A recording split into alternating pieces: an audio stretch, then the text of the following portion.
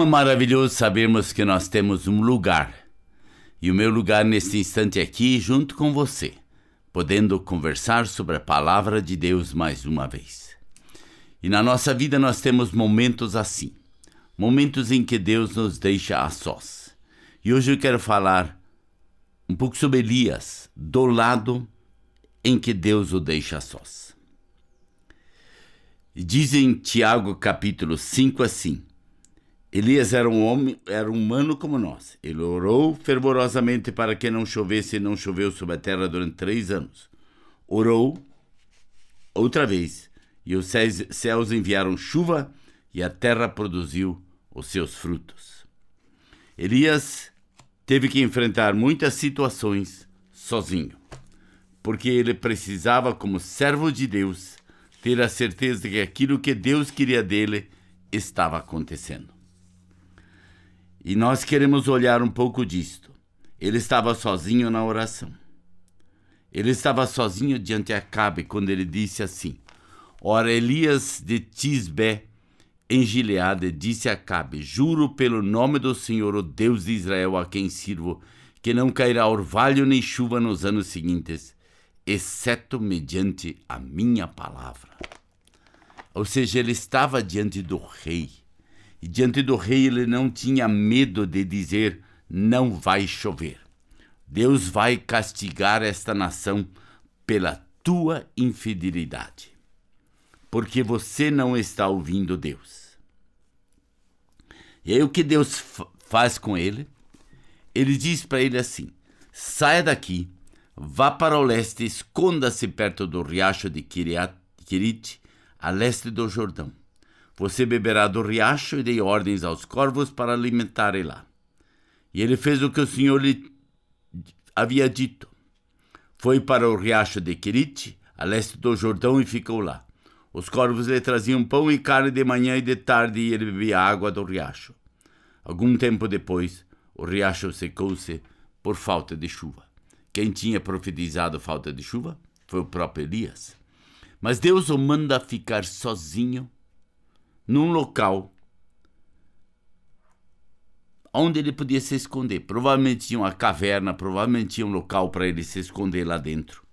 E ali ele ficou por um bom tempo, escondido, sozinho, porque ele tinha dito alguma coisa a Acabe, e ele sabia que Acabe ia persegui-lo de todas as formas. E aí ele permanece lá, alimentado por Deus, ele recebe a água de Deus, ele recebe todas as necessidades de Deus, ele vive por esse tempo, e aí seca. E aí diz no verso 9: Vá imediatamente para a cidade de Serepta de Sidão e fique por lá. Ordenei uma viúva daquele lugar que lhe forneça comida. Ele foi. Quando chegou à porta da cidade, encontrou uma viúva que estava colhendo gravetos.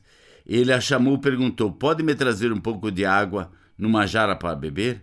Enquanto ele ia buscar água, ele gritou: por favor, traga-me também um pedaço de pão. Ou seja, ele a essas alturas estava com fome. Ele encontra uma viúva. Deus podia ter colocado na vida dele um empresário, não podia? Podia. Mas Deus quer nos mostrar que muitas vezes nas dificuldades, Ele quer nos usar muito mais do que nas facilidades. E eu vejo, por exemplo, nós nesse país temos muita facilidade. Nós temos muita liberdade. Nós podemos falar do Evangelho e muita gente não aproveita essa oportunidade. E daí ela tem aquela conversa com a viúva diz que não tem, e ele manda ela mesmo assim fazer, e que não vai faltar comida na casa dela, e por muito tempo teve comida, e ele viveu junto nessa casa com esta mulher e com seu filho, e aí um dia aquele filho morre. E aí outra vez Elias está diante de uma situação. Quando ele diz assim: dê-me seu filho, respondeu Elias.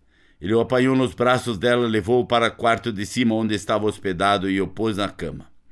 Então clamou ao Senhor: ó Senhor meu Deus, trouxeste também desgraça sobre esta viúva, com quem estou hospedado, fazendo morrer o seu filho. Então ele se deitou sobre o menino 3 vezes e clamou ao Senhor: ó Senhor, meu Deus, faze voltar à vida este menino. O Senhor ouviu o clamor de Elias, e a vida voltou ao menino, e ele viveu. Situações de dificuldades, situações com problemas, situações que nós muitas vezes não sabemos como agir. Deus age de forma sobrenatural. E aqui Deus mais uma vez age de uma forma estrondosa e maravilhosa, restaurando a vida de um menino. Quantas coisas Deus fez já na tua vida e na minha vida, onde Ele restaurou, onde Ele fez novo. Em 1 Reis, Elias teve medo e fugiu para salvar a sua vida. Em Berseba de Judá, ele deixou seu servo, entrou no deserto caminhando um dia. Chegou a um pé de giesta, sentou-se debaixo dele e orou pedindo a morte. Já tive o bastante, Senhor. Tira a minha vida, não sou melhor do que os meus antepassados. Depois se deitou debaixo da árvore e dormiu. Novamente ele estava sozinho no deserto. Novamente ele tinha enfrentado Acabe e a esposa dele, Jezabel, tinha prometido que ele mataria ele de qualquer jeito. E ele foge. Ele foge para um deserto. E lá ele está agora sozinho, abandonado, como se não tivesse ninguém. E aí Deus fala com ele e diz assim: saia e fique no monte na presença do Senhor, pois o Senhor vai passar. Então veio um vento fortíssimo, separou os montes e esmigalhou as rochas diante do Senhor, mas o Senhor não estava no vento. Depois do vento veio um terremoto, mas o Senhor não estava no terremoto. Depois do terremoto veio o fogo, mas o Senhor não estava nele. Depois do fogo houve um murmúrio de uma brisa suave. Quando Elias ouviu, puxou a capa para cobrir o rosto, saiu e ficou na entrada da caverna.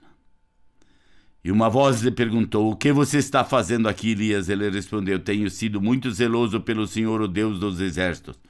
Os israelitas rejeitaram a tua aliança, quebraram os teus altares, mataram os teus profetas à espada.